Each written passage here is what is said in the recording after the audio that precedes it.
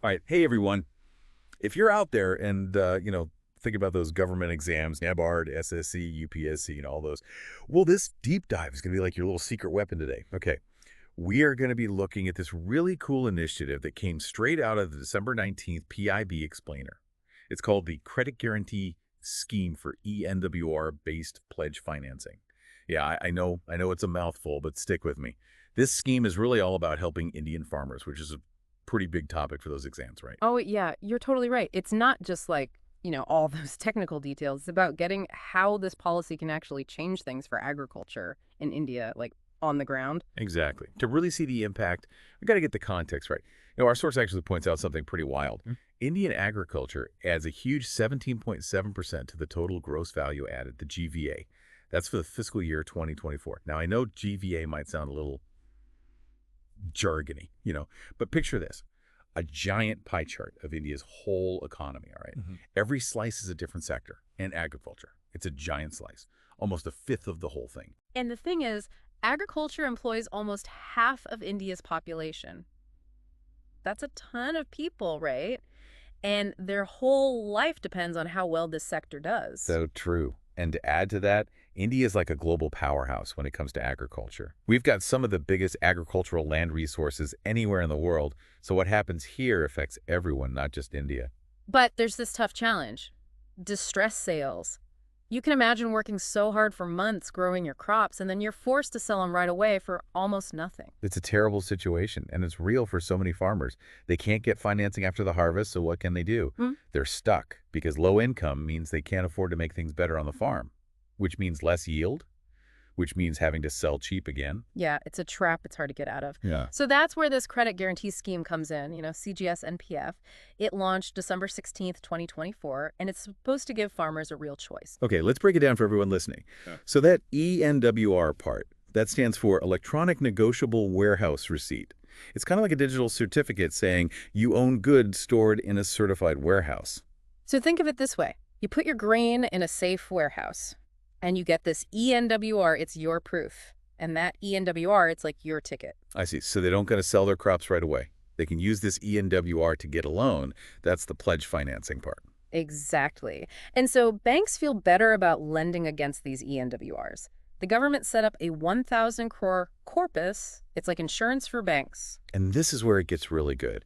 This scheme, it's made for everyone, especially small farmers, women farmers, people from scheduled castes and tribes, Divyanshan farmers. They all get in with really low guarantee fees. It's about making sure the help goes where it's needed most.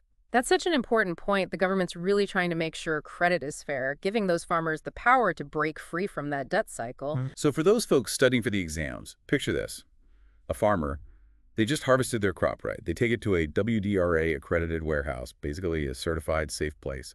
They deposit their crops and they get that ENWR. Now they've got this ENWR, they can go to a bank and ask for a loan. The bank sees that government guarantee, they feel better, they know it's less risky. And that lets the farmer wait for the best prices. No more having to sell for whatever they can get. Yeah.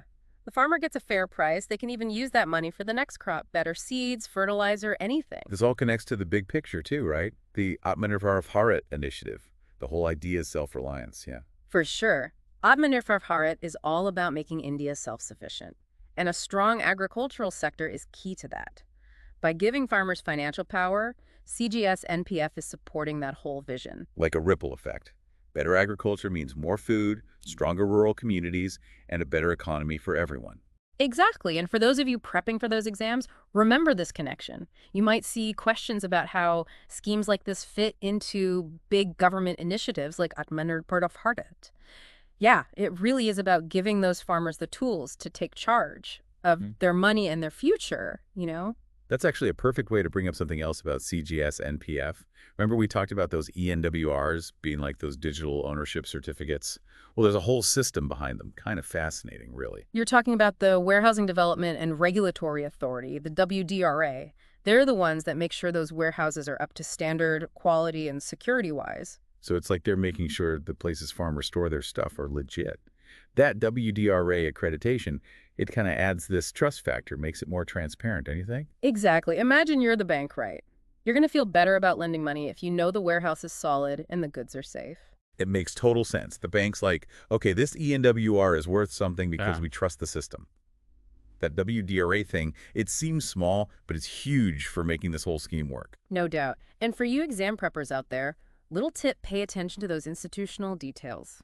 Knowing how groups like the WDRA fit in can really help you on those multiple choice questions. Good point. It's not just what, it's also how and who, right? Mhm. CGSNPF is a big step, but it's not the only thing helping agriculture in India. Right. There are other schemes working alongside it to give farmers a safety net and help them grow. Like the Kisan credit card, the KCC, we mentioned it before. That's been a game changer for farmers since it started way back in 1998. For sure. The KCC gives farmers the credit they need when they need it so they can buy things like seeds, fertilizer, pesticides, all the essentials. It's like a financial cushion when they need it most. And it's so easy to use, the KCC. It's like their one-stop shop for money stuff, covers a lot, even after harvest and, just life stuff. And it keeps changing. The KCC has been updated to include animal husbandry and fisheries too, because agriculture is not just crops, it's a lot more than that. It's like the KCC is growing with the farmers, adapting to what they need. And then there's the Modified Interest Subvention Scheme, or MITSS, came out in 2015.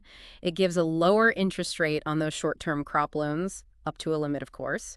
Takes some of the pressure off the farmers. So if you're a farmer and you got a loan through the KCC, Mm, with MISS, you're paying less interest, so you can pay it back easier and have more money for other things. exactly.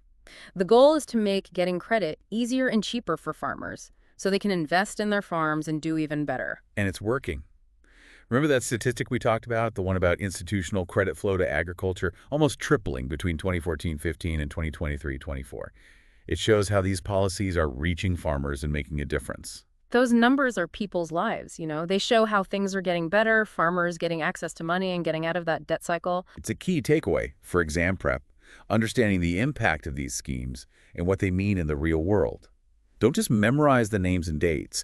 Look at the data and see what it's telling you. You got it. Connect the dots, see how policies make real change happen.